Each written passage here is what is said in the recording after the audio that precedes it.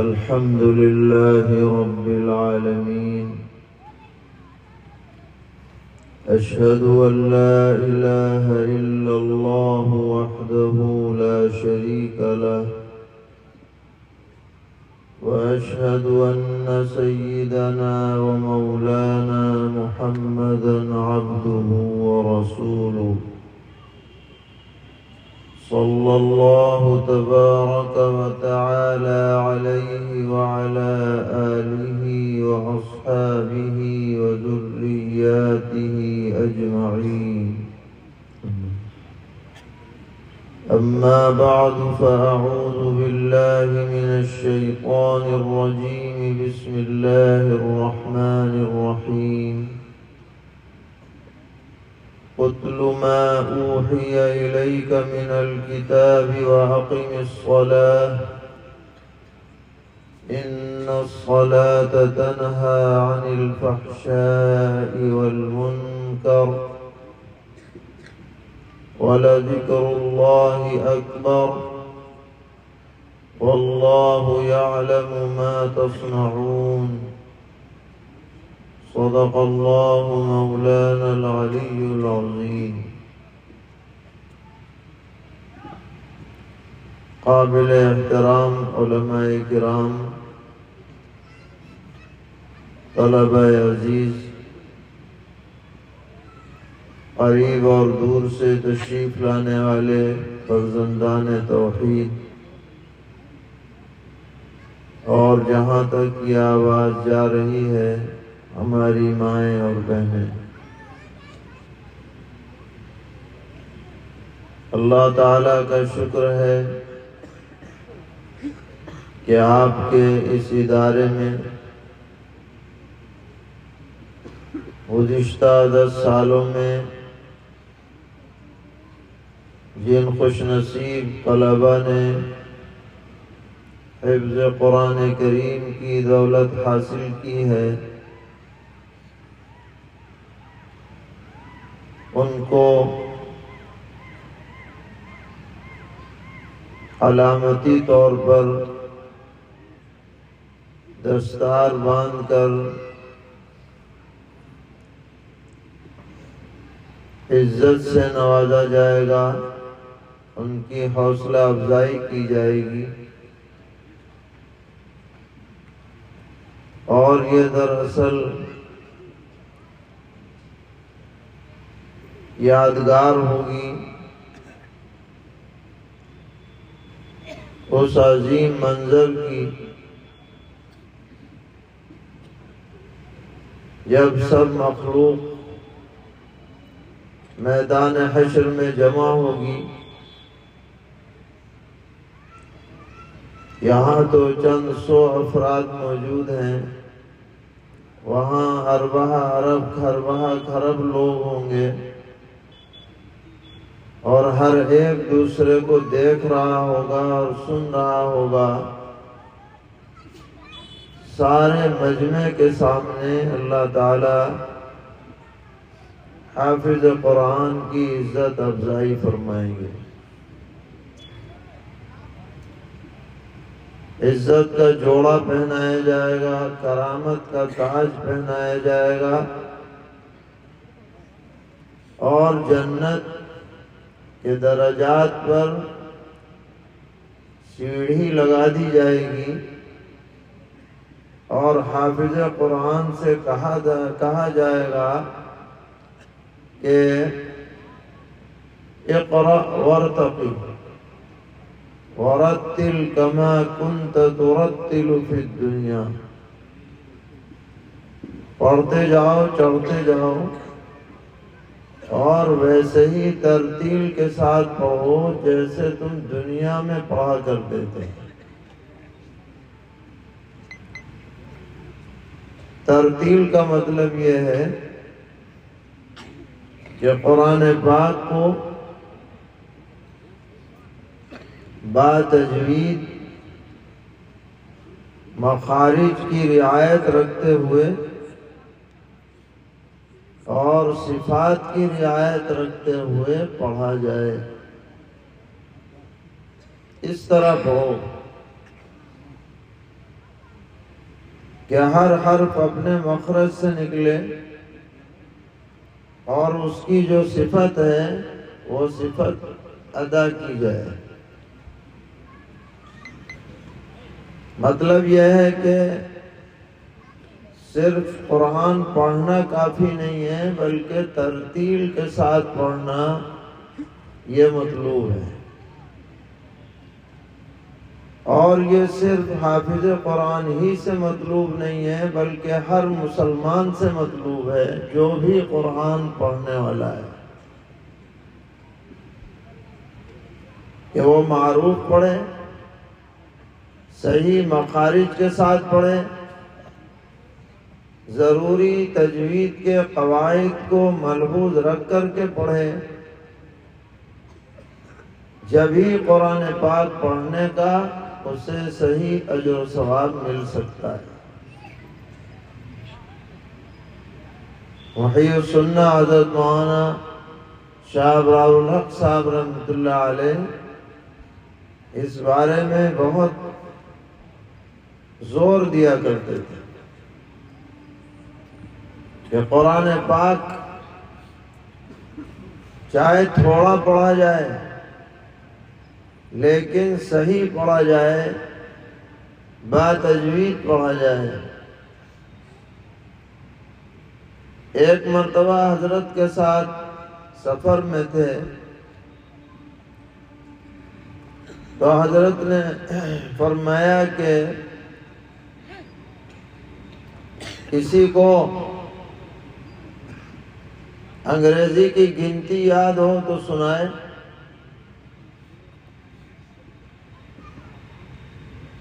تو ایک صاحب نے سنانی شروع کی کہ 1 2 3 1 2 3۔ تو حضرت نے فرمایا کہ نہیں 2 نہیں ہے، ٹو ہے، ٹو، ایسے پڑھو 1 ٹو۔ تو وہ صاحب کہنے لگے کہ نہیں حضرت ایسا نہیں ہے، ہم نے تو اسکول میں 1 2 پڑھا ہے، 2 2۔ وہ یہ سمجھ رہا تھا کہ حضرت کو پتہ نہیں ہے، ہم زیادہ جان پہچان رکھتے ہیں۔ حضرت نے پھر کہا کہ نہیں 1 2 پڑھو۔ اس نے پھر یہی کہا۔ اس کے بعد حضرت نے فرمایا کہ انگلش بولتے ہوئے تو اس کا بڑا خیال ہے کہ 2 کہو، ٹو نہ کہو، اور جب غیر المغضوب علیہم پڑھتے ہو جب خیال نہیں آتا قرآن پڑھتے ہوئے کہ اللہ تعالیٰ کو ایسے پڑھنا پسند نہیں ہے۔ جو اعراب ہے اس اعراب کے ساتھ قرآن پڑھا جائے، جو صفات ہیں ان صفات کے ساتھ قرآن پڑھا جائے، جو حرف جس مخرج سے نکلتا ہے اس مخرج کا باقاعدہ مشق کر کے اسی سے نکال کر قرآن پڑھا جائے۔ کیا یہ قرآن کا حق نہیں ہے؟ یہ اللہ کی کتاب ہے، اس کو بہترین انداز میں پڑھنا چاہیے، پڑھانا چاہیے، معمولی چیز نہیں ہے۔ سرور عالم صلی اللہ تعالی علیہ وسلم نے فرمایا کہ جو شخص قرآن پاک کا ایک حرف پڑھتا ہے اس کو 10 نیکیاں ملتی ہیں۔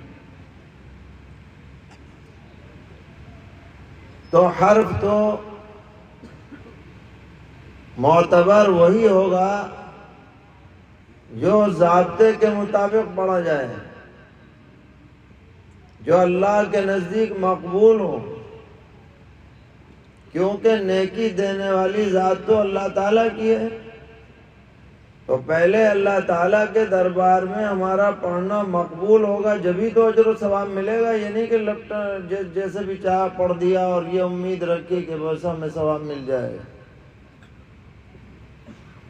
تو بہرحال اللہ تعالیٰ حافظ قرآن سے فرمائیں گے وَرَتِّلْ كَمَا كُنْتَ تُرَتِّلُ فِي الدُّنْيَا، ایسے ترتیل کے ساتھ پڑھو، عمدگی کے ساتھ پڑھو، تجوید کے ساتھ پڑھو جیسے تم دنیا میں پڑھا کرتے تھے۔ اشارہ ہے کہ حافظ قرآن کو بھی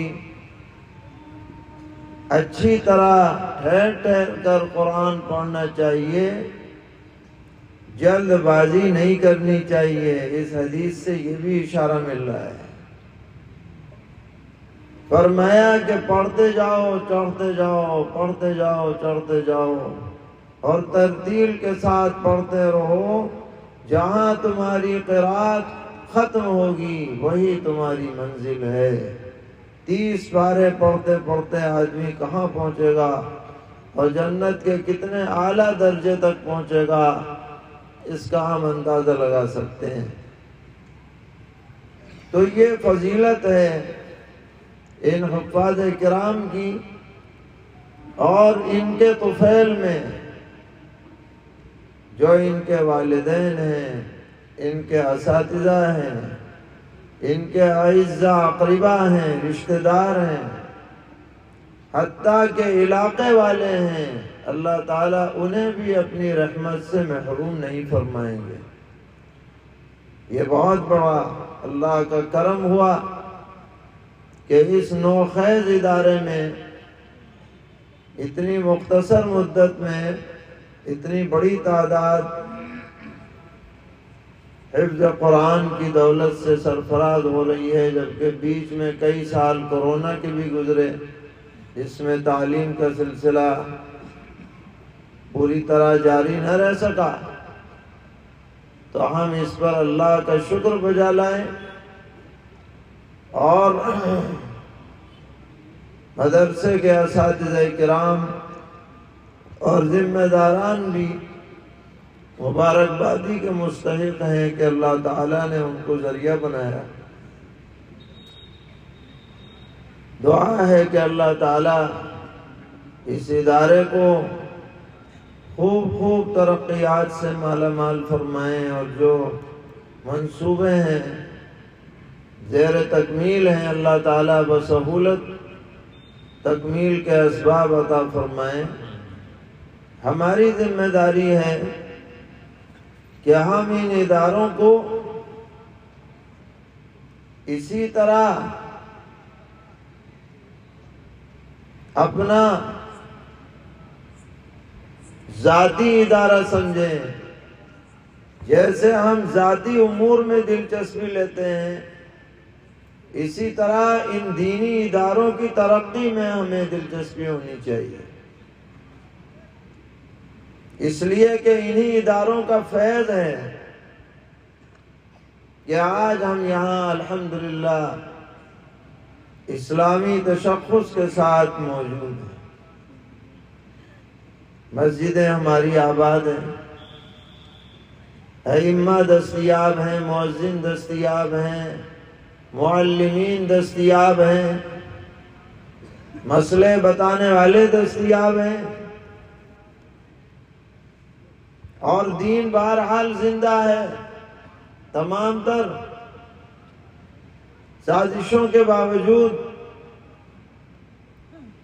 یہ سب ان اداروں کا فیض ہے، مدارس اور مکاتب کا اثر اور ثمرہ ہے۔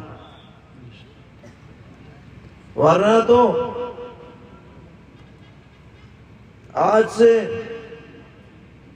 150 سال پہلے کوئی سوچ نہیں سکتا تھا کہ اس بر صغیر میں اسلامی آثار اور نقوش اور علامتیں باقی رہیں گی۔ ایسی حکومت یہاں مسلط تھی، کہا جاتا تھا کہ اس کا سورج، اس کی حکومت کا اتنا بڑا رقبہ ہے کہ سورج اس میں غروب نہیں ہوتا، ادھر سے نکلتا ہے، ادھر سے ڈوبتا ہے، ادھر سے نکل آتا ہے۔ اور انہوں نے پوری کوشش لگا دی تھی کہ اسلامی نشانیوں کو مٹا دیا جائے، لیکن اللہ کے چند نیک بندے دیوبند کی سرزمین میں ایک چھوٹا سا چراغ جلاتے ہیں، اللہ کے بھروسے پر چھتے کی مسجد میں ایک استاد اور ایک شاگرد، دونوں کا نام محمود ہے، مگر کیا اخلاص تھا اور کیا نیک جذبہ تھا کہ وہ جو چھوٹا سا ایک چراغ جلایا گیا تھا، اس ایک چراغ سے ہزاروں چراغ جل اٹھے، اور ملک میں اور بیرون ملک، علاقوں میں، صحراؤں میں، آبادیوں میں، ملکوں میں دین کی اشاعت کا نظام اللہ تعالیٰ نے قائم فرما دیا۔ آغا شورش کاشمیری نے کہا تھا کہ گونجے گا 4 کھونٹ میں نانوتوی کا نام، بانٹا ہے اس نے بادہ عرفان مصطفیٰ۔ کہ ہر طرف جہالت کی جو اندھیریاں تھیں وہ چھٹتی چلی گئیں اور علم کی روشنی پھیلتی چلی گئی، جس کے آثار آج یہاں پر جگہ جگہ نظر آتے ہیں۔ تو جب تک یہ ادارے، یہ مدارس، یہ مکاتب، یہ درسگاہیں قائم رہیں گی، انشاءاللہ یہ مناظر اور یہ ثمرات ہمیں دکھائی دیتے رہیں گے۔ ان کی بقا، ان کی ترقی، ان کا وجود، یہ ہمارے لیے زندگی اور موت کا سوال ہے۔ ہر مسلمان کو یہ بات اپنے ذہن میں رکھنی چاہیے اور بٹھانی چاہیے۔ بہرحال بہت خیر ہے کہ اللہ نے یہ ادارے ہمیں عطا کر رکھے ہیں، جن کے بہانے سے موقع بموقع دین کی باتیں ہمارے کانوں میں پڑتی ہیں، اور جو بات کان میں پڑتی ہے وہ کبھی ضائع نہیں ہوتی۔ بہت سے لوگ کہتے ہیں کہ بھئی اتنے بڑے جلسے، اتنا بڑا اجتماع، اتنا بڑا خرچ، کیا ضرورت تھی؟ اس کے بجائے تو یہ کر لیتے، وہ کر لیتے۔ تو انہیں اصل میں ان پروگراموں کی اہمیت کا اندازہ نہیں ہے۔ اہمیت کا اندازہ تو اسے ہوگا جس کی نظر میں ہدایت کی اہمیت ہے، کہ ایک آدمی صحیح راستے پر آ جائے، بگاڑ سے بچ کر اصلاح کی طرف آ جائے۔ جس کی نظر اس بات پر ہوگی وہ کبھی یہ نہیں کہہ سکتا کہ ان پروگراموں کا فائدہ نہیں۔ اگر 100 نہیں فائدہ اٹھائیں گے، 1 اٹھائے گا، 1000 نہیں اٹھائیں گے، 10 اٹھائیں گے۔ اگر ایک آدمی بھی فائدہ اٹھا لے تو پروگرام کامیاب ہے۔ جو بات سنائی جا رہی ہے وہ کبھی ضائع نہیں ہوگی۔ قرآن پاک میں اللہ تعالیٰ نے فرما دیا ہے کہ وَذَكِّرْ فَإِنَّ الذِّكْرَى تَنْفَعُ الْمُؤْمِنِينَ۔ اے پیغمبر، آپ بار بار نصیحت کرتے رہیے، اس لیے کہ نصیحت ایمان والوں کو نفع دیتی ہے۔ جو آج سنا جائے گا، اللہ تعالیٰ اس کی برکت سے اس پر عمل کی توفیق بھی عطا فرمائیں گے، اور اگر بات ہی نہیں سنی گئی تو پھر عمل کا جذبہ بھی بہت کم بیدار ہوتا ہے۔ تو علماء کی باتوں کو، بیانات کو اس جذبے سے سننا چاہیے کہ ہم ان پر عمل کریں گے، اپنی زندگی میں داخل کریں گے۔ اسی مناسبت سے ایک آیت آپ کے سامنے پڑھی گئی جو 21ویں پارے کی پہلی آیت ہے۔ اس میں اللہ تعالیٰ خطاب فرما رہے ہیں اپنے محبوب پیغمبر سرور عالم صلی اللہ تعالی علیہ وسلم کو اور آپ کے واسطے سے امت تک یہ پیغام پہنچایا جا رہا ہے۔ فرماتے ہیں اتل ما اوحی الیک من الکتاب، اے پیغمبر وہ کتاب اللہ قرآن کریم جو ہم نے آپ کی طرف وحی کی ہے، القا فرمائی ہے، آپ اس کی تلاوت فرمایا کیجئے۔ اتل ما اوحی الیک من الکتاب، امت کے سامنے پڑھ کے سنائیے تاکہ امت کے افراد سیکھ سکیں کہ تلاوت ہوتی کیسے ہے، لہجہ آپ کا پکڑ سکیں، انداز اختیار کر سکیں، تو آپ لوگوں کے سامنے تلاوت کر کے سنایا کیجئے۔ اتل ما اوحی الیک من الکتاب۔ روایت ہے کہ سیدنا حضرت ابی بن کعب رضی اللہ تعالی عنہ، نبی اکرم علیہ السلام نے ان کو بلایا اور فرمایا کہ میں تمہیں قرآن سنانا چاہتا ہوں۔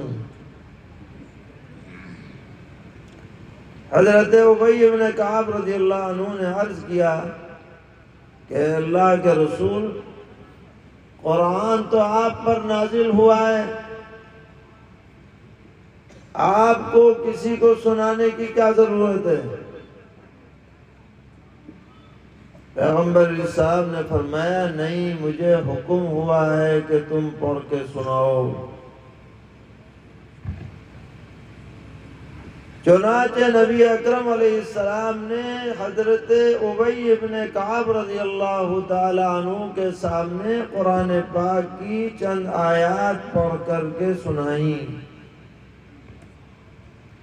خاص طور پر انہی کو کیوں منتخب کیا گیا؟ اس لیے کہ تمام صحابہ میں سب سے بڑے قاری صاحب جو تھے وہ ابی بن کعب رضی اللہ عنہ تھے۔ حضور نے فرمایا اقرأہم ابی بن کعب، سب سے بڑے مجود، سب سے بڑے قرات اچھی طرح کرنے والے حضرت ابی بن کعب ہیں۔ حضور انہیں سنا رہے ہیں تاکہ وہ حضور کا لہجہ پکڑیں، حضور کا انداز اختیار کریں، پھر امت تک منتقل کریں۔ چنانچہ آپ نے علماء سے سنا ہوگا کہ جب تراویح باجماعت شروع ہوئی، سیدنا حضرت فاروق اعظم رضی اللہ تعالی عنہ کے زمانے میں، تو حضرت فاروق اعظم رضی اللہ عنہ نے تراویح پڑھانے کے لیے حضرت ابی بن کعب رضی اللہ عنہ کو امام مقرر فرمایا کہ 20 رکعت تراویح مسجد نبوی میں وہ ادا کرائیں گے، کیونکہ وہ سب سے بڑے قاری صاحب ہیں۔ انہوں نے حضور سے لہجہ لیا ہے اور پھر دوسروں تک منتقل کرنے کا کام کیا ہے۔ تو آپ کو حکم دیا جا رہا ہے کہ آپ پر جو کتاب اتری ہے اس کی آپ تلاوت فرمائیے، اور آپ کے توسط سے ہمیں بھی تاکید کی جا رہی ہے کہ ہم بھی قرآن پاک کی تلاوت کریں۔ جو حافظ ہیں وہ حفظ تلاوت کریں، اور جو حافظ نہیں ہیں، ناظرہ پڑھے ہوئے ہیں، دیکھ کر کے پڑھیں۔ جنہوں نے نہیں پڑھا ہے وہ پڑھنا سیکھ لیں، اور جو پڑھ چکے ہیں وہ روزانہ کا معمول بنائیں، آدھا پارہ، ایک پارہ، اور زیادہ اللہ توفیق دے تو وہ پابندی سے اور اچھی طرح پڑھنے کا اہتمام کریں۔ یہ حکم ہے۔ اس کے بعد دوسرا حکم دیا کہ وَأَقِمِ الصَّلَاةَ، ان الصلاة تنہی عن الفحشاء والمنکر، اے پیغمبر نماز قائم کرتے رہیے، بے شک نماز ہر بے حیائی کے کام سے، ہر گناہ کے کام سے روکتی ہے۔ یہ نہیں کہا کہ آپ نماز پڑھیے، یہ کہا اقیم الصلاۃ، اقامت صلاۃ کیجیے۔ یہ بڑا جامع لفظ ہے، اس کے تحت میں یہ بات آتی ہے کہ نماز آداب و شرائط کے ساتھ ادا کی جائے، جگہ بھی پاک ہو، بدن بھی پاک ہو، کپڑے بھی پاک ہو،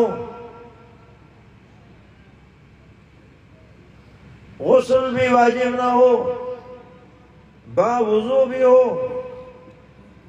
خشوع و خضوع کے ساتھ پڑھے، توجہ کے ساتھ پڑھے، اور مرد حضرات ہیں تو مسجد میں باجماعت جا کے پڑھیں۔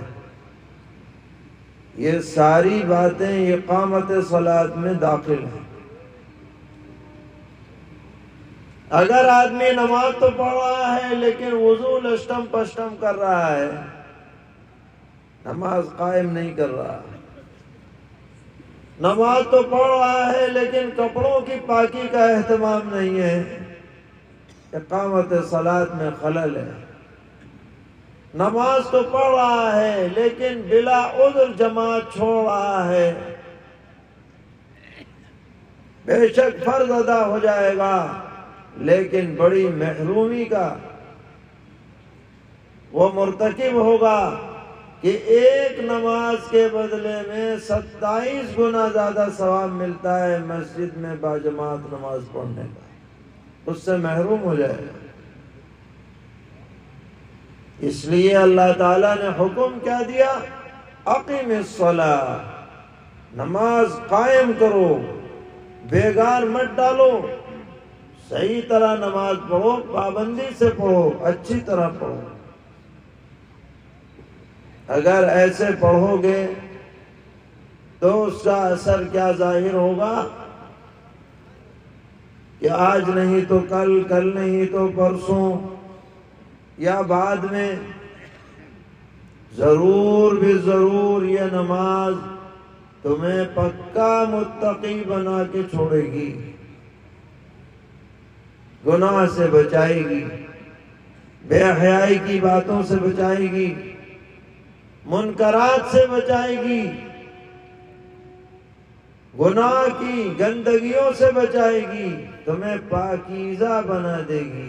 یہ نماز واقعتاً تمہیں سچا مومن بنا دے گی۔ ان الصلاۃ تنہی عن الفحشاء والمنکر۔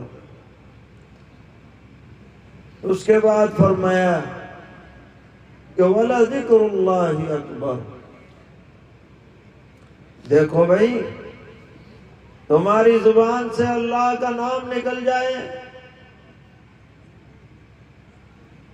اللہ کی حمد و ثنا کا کلمہ نکل جائے، تمہاری زبان اللہ کے ذکر میں تربتر ہو جائے، اس سے بڑی نعمت تمہارے لیے اور کچھ نہیں ہو سکتی۔ زبان کا اس سے بڑا کوئی حق نہیں ہے کہ اس زبان سے اپنے خالق و مالک کا نام نکلے، اس کی حمد و ثنا کا جملہ نکلے، اس کی بڑائی کا جملہ نکلے، اس کی وحدانیت کا جملہ نکلے، اس کے سامنے اظہار عاجزی کا جملہ نکلے۔ زبان سے اس سے اچھا اور اس سے بہتر کوئی کلمہ نہیں نکل سکتا۔ وَلَذِكْرُ اللَّهِ أَكْبَرُ۔ آپ نے علماء سے سنا ہوگا کہ نبی اکرم صلی اللہ تعالی علیہ وسلم کا ارشاد ہے، جسے حضرت امام بخاری رحمۃ اللہ علیہ نے اپنی کتاب میں سب سے آخر میں نقل فرمایا کہ کلمتان حبیبتان الی الرحمن خفیفتان علی اللسان ثقیلتان فی المیزان سبحان اللہ وبحمدہ سبحان اللہ العظیم. دو بول ہیں، رحمان کو بہت پسند ہیں، زبان پر بڑے ہلکے ہیں، میزان عمل میں بڑے بھاری ہیں. کیا ہیں دو بول؟ سبحان اللہ وبحمدہ سبحان اللہ العظیم. اللہ کی ذات ہر عیب سے پاک ہے، میں اس کی حمد و ثنا کرتا ہوں، وہ منزہ ہے، ہر عیب سے عظیم ہے. تو وَلَذِكْرُ اللَّهِ اکبر، زبان پر یہ جملے آ جائیں، اس سے بڑی خوش نصیبی زبان کے لیے اور کچھ نہیں ہو سکتی. اور ذکر اللہ کا دوسرا مطلب ہے اللہ کی یاد. ذکر کے معنی یاد کے بھی آتے ہیں، تو اس کا مفہوم اور عام ہو جائے گا. یعنی تمہارے دل میں اگر اللہ کی یاد بس جائے، ہر وقت اللہ کا استحضار ہو جائے، ہر وقت یہ تصور ہو جائے کہ تمہارا رب تمہیں دیکھ رہا ہے، تمہاری ہر حرکت اور ہر نقل و حرکت سے تمہاری پوری طرح واقف ہے، تو بس پھر تو زندگی بدل ہی جائے گی، انقلاب آ جائے، روشن ہو جائے گی پوری طرح. کہ اللہ کی یاد دل میں بیٹھ جائے، دل کی گہرائیوں میں جاگزین ہو جائے، اس سے بڑی نعمت اور کیا ہو سکتی ہے. وَلَذِكْرُ اللَّهِ اکبر.